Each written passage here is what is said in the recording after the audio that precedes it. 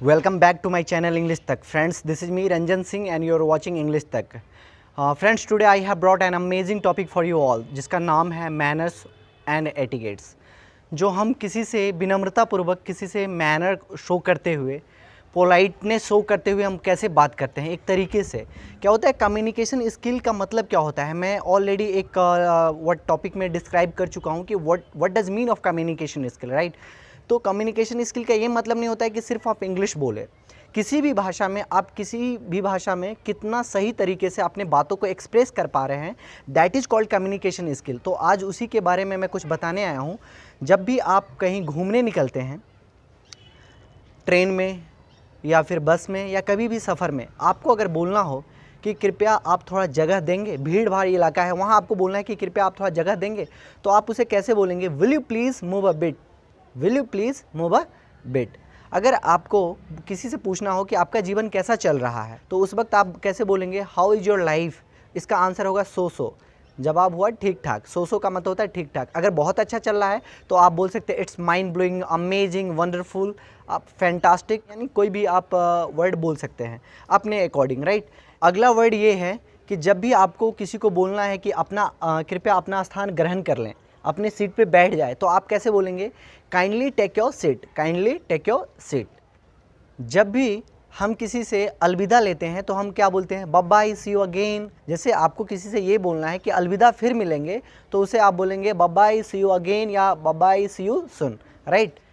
आप कहीं जा रहे हैं और किसी कारणवश लेट हो गए, तो वहाँ जिस डेस्टिनेशन पे आप पहुँचना चाह रहे हैं उस पे वहाँ जाने में आप लेट हो गए, तो आप वहाँ बोल सकते हैं please excuse me for being late, please excuse me for being late. या फिर आप बोल सकते हैं सॉरी फॉर गेटिंग लेट भी बोल सकते हैं, देर होने के लिए क्षमा करें। जब आपको बोलना है कि क्या मैं अब जाऊं, किसी से आपको अनुमति लेना है, क्या मैं अब जाऊं, तो आप वहां बोल सकते हैं should I move now, should I move now. जब आप क्लास में बैठे हों या कहीं ऑफिस में बैठे हो, किसी मीटिंग में बैठे हो और जहां आपको लगता है कि मैं जो चीज़ नहीं समझ पाया हूं उसे मुझे पूछना चाहिए, तो आप बोल सकते हैं पार्डन प्लीज़, कृपया दोहराएं।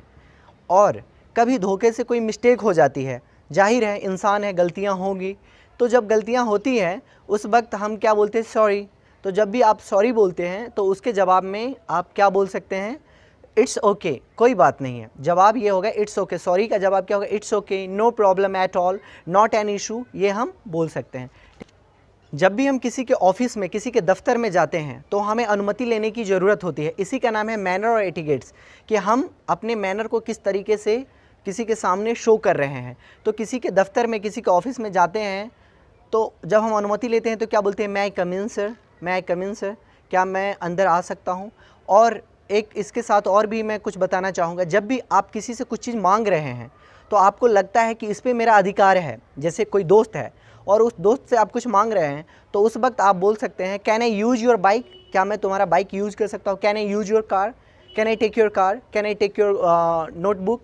तो आप बोल सकते हैं कैन का यूज़ कर सकते हैं। जब आपको लगता है कि यहाँ मैं अगले पर्सन को नहीं जानता हूँ, जो थर्ड पर्सन है, जो थर्ड पर्सन है उसे आप नहीं जानते हैं, तो उस जगह पे आप बोल सकते हैं may I use your pen, may I use your book, right.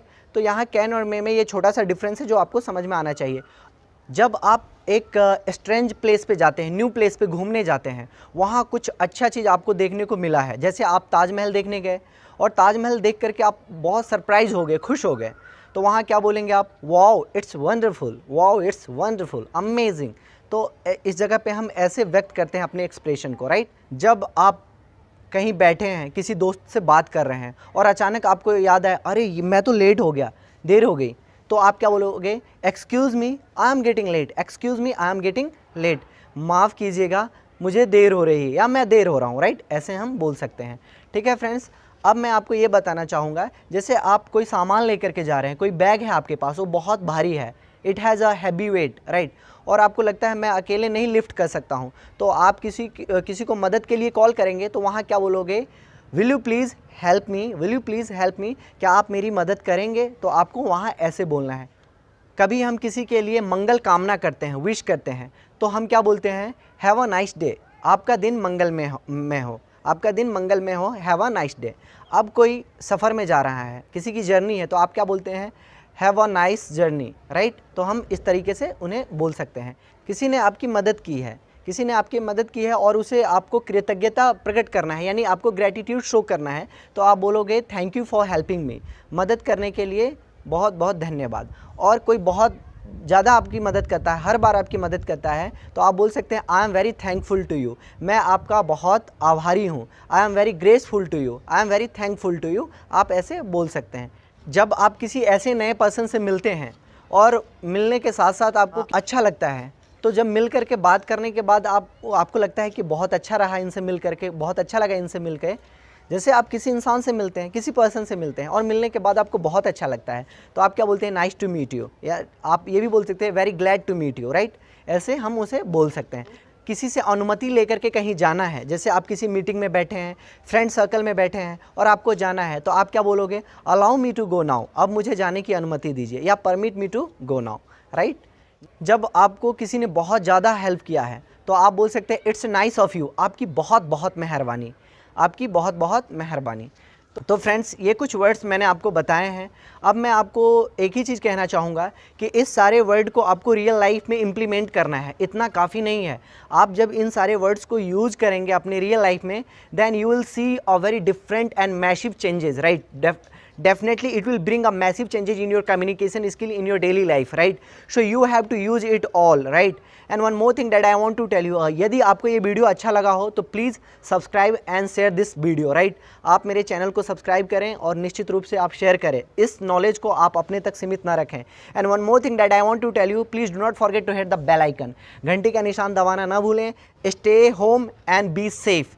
इस वक्त आप अपने घर पे रहें। Take care yourself and your family. Thank you so much. जय हिंद, जय भारत।